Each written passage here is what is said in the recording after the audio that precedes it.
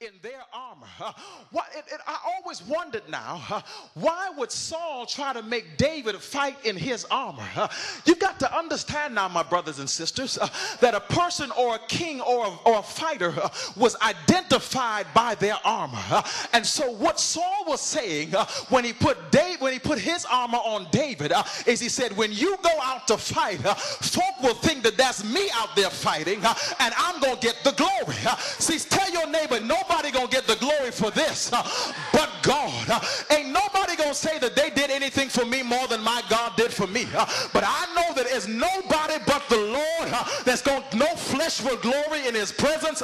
But when I come through this thing, I'm going to come singing the praises of my God.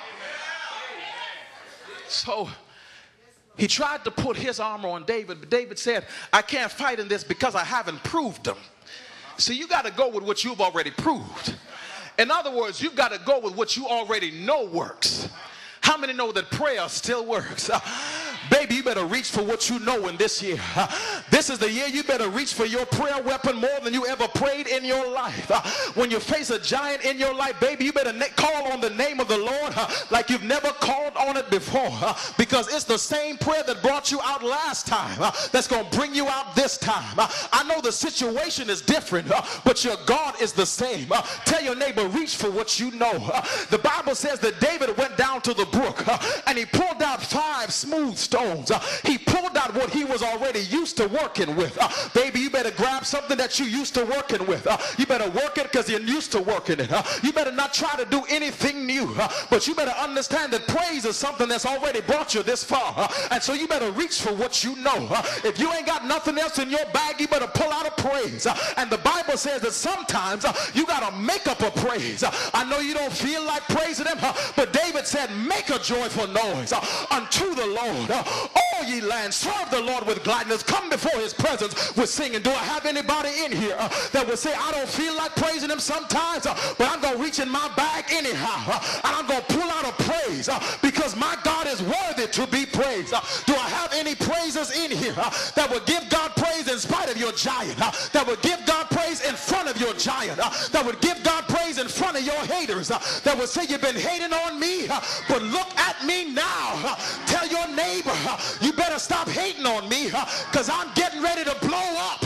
I'm getting ready to blow up for God. I'm getting ready to fight my giant, and I'm getting ready to get the victory. That's why I can't do nothing new in 2006, but I got to pull out the same old praise that brought me this far. I got to pull out the same old faith that brought me this far. I got to pull out the same old word and the same old scriptures. I can't have time to do nothing new this year, but I've got to go back to the foundations, and the foundations that brought me this far are going to see me all the way.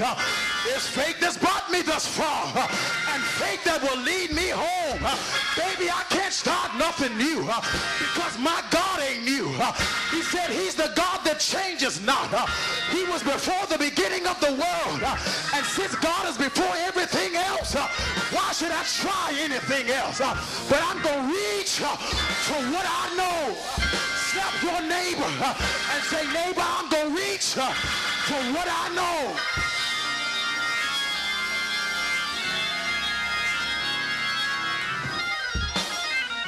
Please sit down, sit down.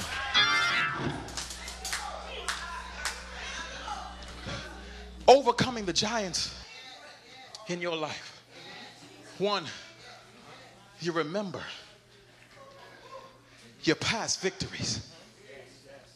See, because it starts in your mind.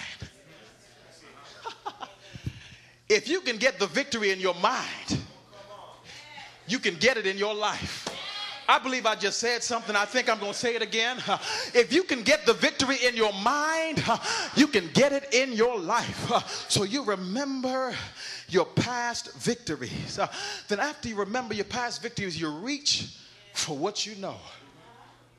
Then the third thing that we do when we're going to overcome the giants in our lives. The Bible says that after David got his smooth stones and he made up in his mind that he was going to fight Goliath, text says that he begins to walk towards the giant, and the giant sees him coming from afar.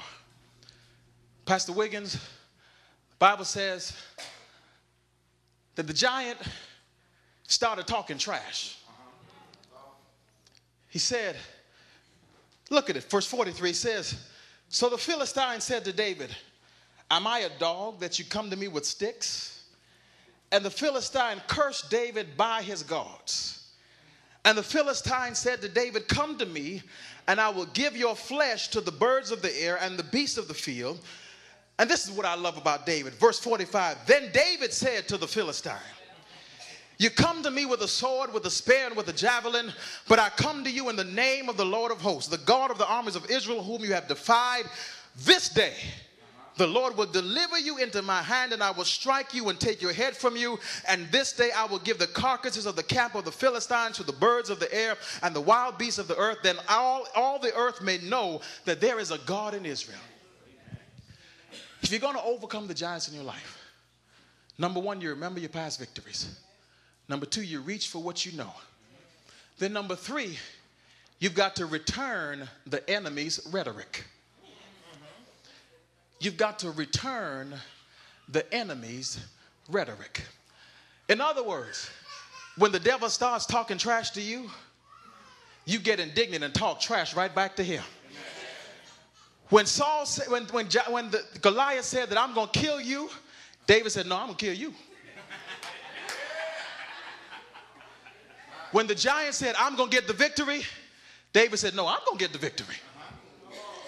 And see, sometimes in our lives, when the enemy starts talking junk to us, we got to learn how to turn that thing around and talk trash right back to him. You got to let him know, no, devil, no weapon that's formed against me shall prosper. You got to say, no, devil, I am the head and not the tail. No, devil, the battle is not mine, but it's the Lord's. No, devil, by his stripes I am healed. No, devil, I know that he will provide all of my needs according to his riches and glory. You got to learn how to talk trash back to the devil. Minister Stooks, they tell me that you used to play ball back in the day. I used to play a little ball back in my day too. It wasn't that long ago, but I don't think I can get up and down the court as much as I used to. But one of the things I loved about basketball, especially when you were playing on the playground, is when somebody came at me and started talking a little trash. That's when the game got interesting. See, and you could always tell who the real ball players were. Because when you talk trash to some people, it caused them to change their game. But see, the real ball players, when you talk trash to them, not only did they show you with their mouth, but they also let their game do the talking. And so I loved it when folks started talking trash to me, because that's when I just really started bobbing my head and say, I see you at the goal. It's 25 cents next time for that ride. You got to understand that in your life that you've got to learn how to speak trash back to the devil. I told you on last night that we've got to put our mouth on it. In other words, that this is the year that we've got to speak those things that be not as though they were. This is the year that we've got to change our conversation, because you will have whatever you say. If you say it out of your mouth, you can have it in your life. And the fact of the matter is that many of us don't have what God has designed for us to have because we ain't talking right. You've got to change your conversation. And the Bible says that David just started talking trash right back to Goliath, overcoming the giants in our lives. Remember your past victories.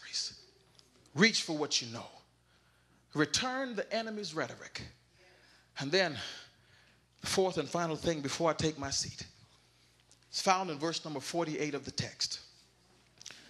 The Bible says, so it was that when the Philistine arose and came and drew near to meet David, that David hurried and ran toward the army to meet the Philistine. Overcoming the giants in your life. Remember your past victories. Reach for what you know. Return the enemy's rhetoric.